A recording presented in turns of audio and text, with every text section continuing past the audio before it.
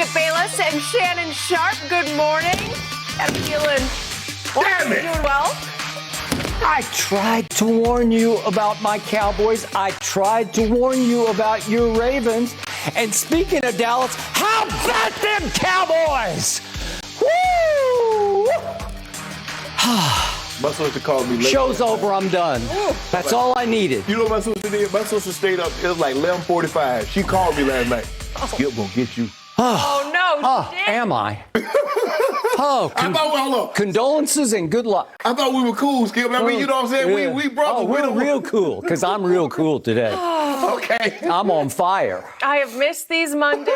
Cowboy win Mondays. It always gets interesting around here. You had a good weekend, Skip. Your Sooners, the Cowboys. We will get to last night's crazy duel between Lamar Jackson and Patrick Mahomes in just a few minutes. We got to start with the Cowboys. After throwing it all over the field week one, Dallas kept feeding Ezekiel Elliott and Tony Pollard yesterday. The rushing duo combined for 180 yards and 2 touchdowns, despite not throwing any TDs. Dak Prescott orchestrated an 11-play drive to kick a game-winning field goal as time expired as the Cowboys beat the Chargers 20-17. So, Shannon, I will start with you. Scale of 1 to 10, how impressive were the Cowboys?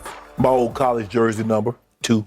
2? That's all they get. What game were you watching? I watched the game that you watched. Well, what TV were you watching? You first of all. Wait a second. I got to ask. Can you go buy like a Cowboy hater TV that shows you a different game like they lucked into it? That's exactly. You mentioned it. See, you already knew. You know that was. Skip, look. The Chargers gave this game away. They had 2 TDs called back by penalties, cost them 11 points. When you look at it, they had 12 penalties for 99 yards. 11 of those penalties were on the offensive side of the football. The Chargers had 7 drives. Now, normal NFL game, there's normally about 11 drives. They had 7 drives. All of those 7 drives reached at least the 35-yard line of the Cowboys. If they kick field goals on all the drives, they win the ball game 21-20. Oh. So that's a landslide. No. But they would have won the game. It wouldn't have been a landslide. But Skip, they had 2 touchdowns called back with the perceived. And I think that's what drives a coach crazy, Skip. It's the pre-snap penalties. Holding, the one Jerry Cook got on Wolf Hunter, Skip, that was a holding.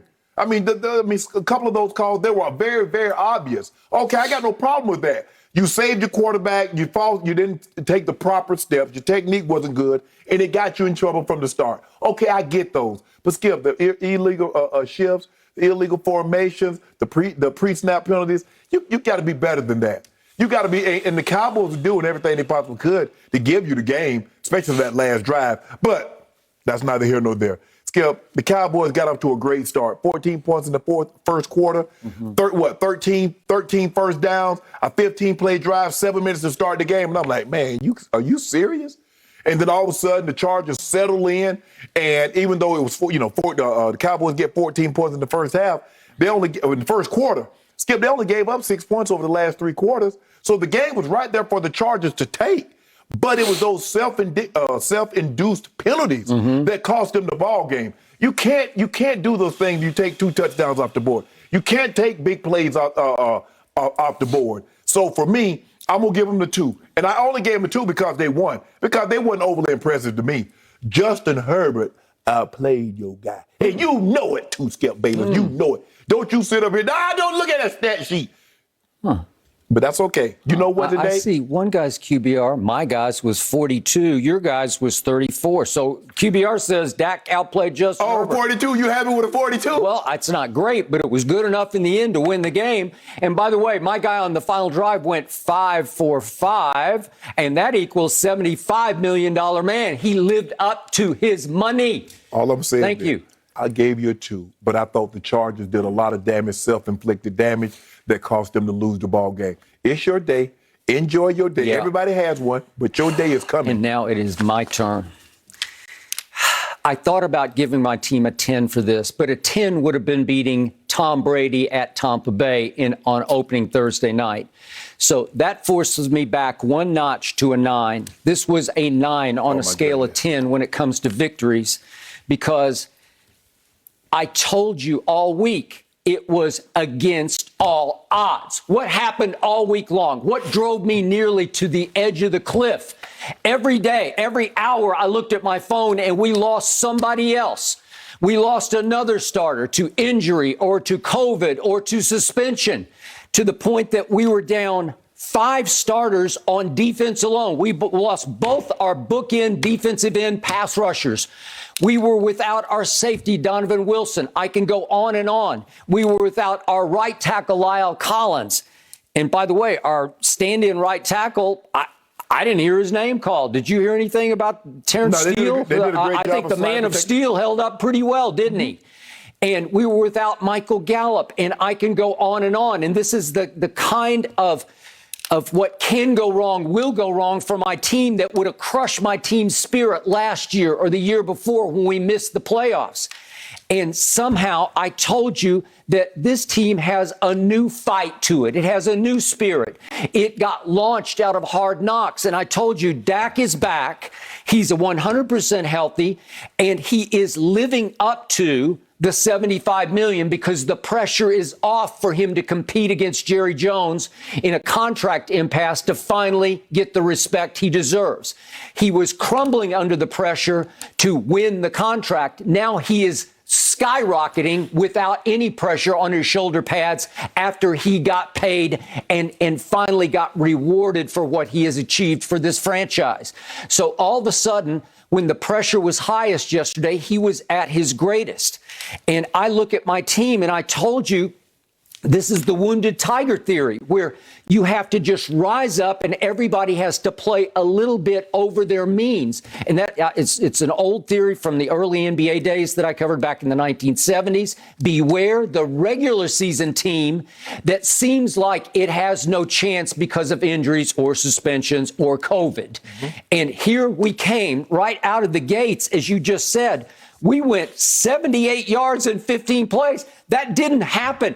Dak was on an historic pace of throwing for 1 billion yards on 1 billion completions, as we talked about on Friday over the last 5 games. And they were lucky to win 1 of the 5 games. Right. It took a lucky watermelon onside kick against Atlanta for them to pull that game out 40-39. And it was because Dak always started slowly, and they dug holes they couldn't dig back out from under. The point was they took it right down the Chargers' throats without, just completely undermanned, with no chance. They took it all the way home, 75 yards, 78 yards, 15 plays, and all of a sudden it's 7-0. And before the first quarter ended, you mentioned it, we piled up 13 first downs. Do you realize that tied an all-time NFL record for the first quarter?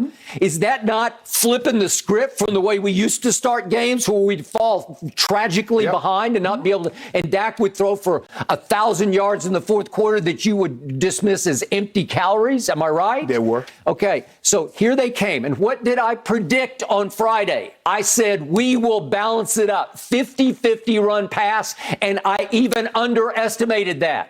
Do you realize that we ran it 31 times and we threw it only 27 times? The Dak Prescott, who threw 58 passes at Tampa Bay, while we ran it only 18 times, just threw it 27 times. That's less than half what he threw at Tampa Bay. Do you realize we actually ran the ball 31 times? And do you realize that my little man, Tony Pollard, who I keep telling you has a gear that Zeke just doesn't have anymore, do you realize he went 13 times for 109 yards and was the breakout star of the game, right? And do you realize that a man that you loved before the draft even more than I did, Micah Parsons, what did I say? What did I predict had to happen on Friday? I said he has to put his hand in the, so to speak, dirt. He has to get down in a stance as a defensive lineman, a defensive end, a pure pass rusher. What did they do right from the